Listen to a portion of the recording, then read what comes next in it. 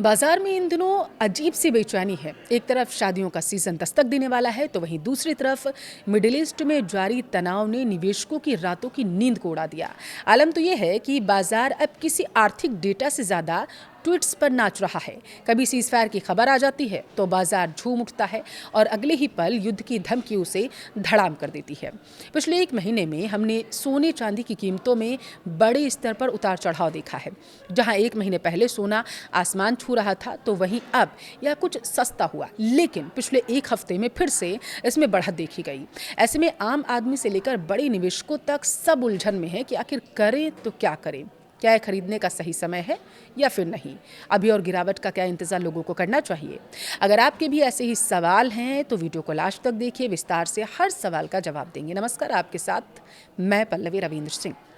देखिए, सोने चांदी के भाव में पिछले कई महीनों से उतार चढ़ाव का दौर जारी रहा। अमेरिका ईरान शांति वार्ता के एक और दौर की संभावनाओं के चलते कीमतों में गिरावट देखी गई। आज कॉमेक्स पर सोने की दर जो थी वो $4,895.40 प्रति औंस के उच्चतम स्तर पर पहुंचने के बाद थोड़ी कम हुई।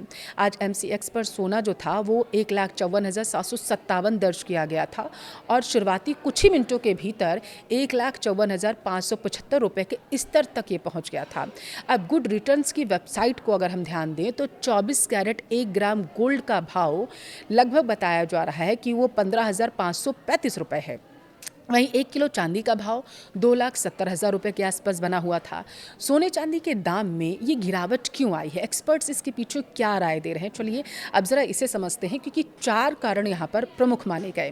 पहली, हॉर्मुज की नाकेबंदी। देखिए, अमेरिकी राष्ट्रपति डोनाल्ड ट्रंप द्वारा स्ट्रेट ऑफ हॉर्मुज की नाकेबंदी की घोषणा ने पश्चिम एशिया संकट को चरम पर पहुंचा दिया है।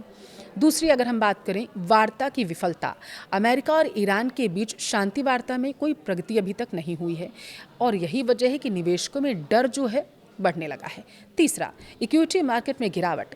घरेलू शेयर बाजार यानी कि सेंसेक्स और निफ्टी शुरुआती कारोबार में 2% तक टूट गए थे, जबकि एशियाई बाजारों में भी 1% तक की गिरावट देखी गई।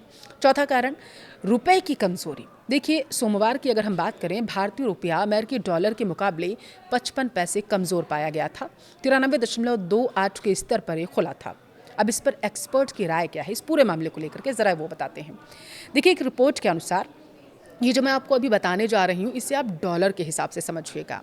आप कॉमेक्स गोल्ड फिलहाल जो है वो $4,700 से $4,750 के दायरे में कारोबार कर रहा है और अगर यह 4,650 के नीचे फिसलता है तो कीमतें 4,600 तक जा सकती हैं। वहीं MCX पर सोने के लिए 1,51,000 का स्तर एक महत्वपूर्ण सपोर्ट है। चांदी के मामले की अगर बात करें तो $75 के नीचे रहने से बाजार का रुख कमजोर बन चुका है। मौजूदा जियोपॉलिटिकल टेंशन और सप्लाई चेन बाधित होने की आशंका ने निवेशकों को सतर्क कर दिया है, जिससे कमोडिटी और इक्विटी दोनों बाजारों में भारी उतार चढ़ाव भी देखने को मिला। अब एक्सपर्ट्स का मानना क्या है, जरा वो समझिए। अगर आप फिजिकल गोल्ड यानी गहने खरीदना चाहते हैं तो यह बेहतरीन मौका है। जनवरी के ऊंचे स्तरों से तुलना करें तो सोना तकरीबन 30% और चांदी 50% से ज़्यादा टूट चुका है। 1.90 लाख वाला सोना जो है बताया जा रहा है आपको 1.45 के भाव पर मिल रहा है और शादी ब्याह में आप देरी नहीं कर सकते, लेकिन इसलिए मौजूदा गिरावट का फ़ायदा उठाना आपके लिए समझदारी है, ऐसे एक्सपर्ट्स राय दे रहे हैं। जानकार देखे मान रहे हैं कि फिलहाल किसी बहुत बड़े बूम की उम्मीद तो नहीं है, क्योंकि महंगाई और क्रूड ऑयल की कीमतें पहले से बढ़ी हुई हैं, लेकिन बड़ी गिरावट भी नहीं देखी गई। मार्केट एक दायरे में रहेगा। अमेरिकी अर्थव्यवस्था के डेटा, GDP और बेरोजगारी खराब आए हैं, जो सोने के लिए सपोर्ट का काम करेंगे। जो निवेशक नया पैसा लेकर आ रहे हैं उन्हें घबराना भी नहीं चाहिए। या गिरावट आपके लिए एक अपॉर्चुनिटी हो सकती है। एक साथ सारा पैसा ना लगाना ये समझदारी होगी, बल्कि हर गिरावट पर थोड़ी थोड़ी मात्रा में खरीदारी करते रहना चाहिए, एक्सपर्ट्स मान रहे हैं। जानकार दरअसल ये मान रहे हैं कि अगर आप सिर्फ मुनाफे के लिए निवेश कर रहे हैं तो एक साथ बड़ा फिजिकल गोल्ड लेने के बजाय ETF यानी कि एक्सचेंज ट्रेडेड फंड्स यानी कि डिजिटल गोल्ड की छोटी छोटी मात्रा आपको ले लेनी चाहिए। SIP का तरीका सबसे बेस्ट है ताकि आपकी खरीद की औसत कीमत बेहतर हो सके। हाँ, यह सबसे ज़रूरी बात जो ध्यान आपको रखनी है वो ये है कि पैनिक सेलिंग यानी डर में आकर सोना मत बेचिए। यह बाजार ट्वीट्स और शॉर्ट टर्म ट्रेडर्स के लिए ज़्यादा एक्टिव है। अगर आप लंबी अवधि के निवेशक हैं तो शोर पर ध्यान ना दीजिए, गिरावट में खरीदारी बंद ना करें और बहुत ज़्यादा लीवरेज यानी कि उधार लेकर ट्रेड लेकर काम करने से बचें।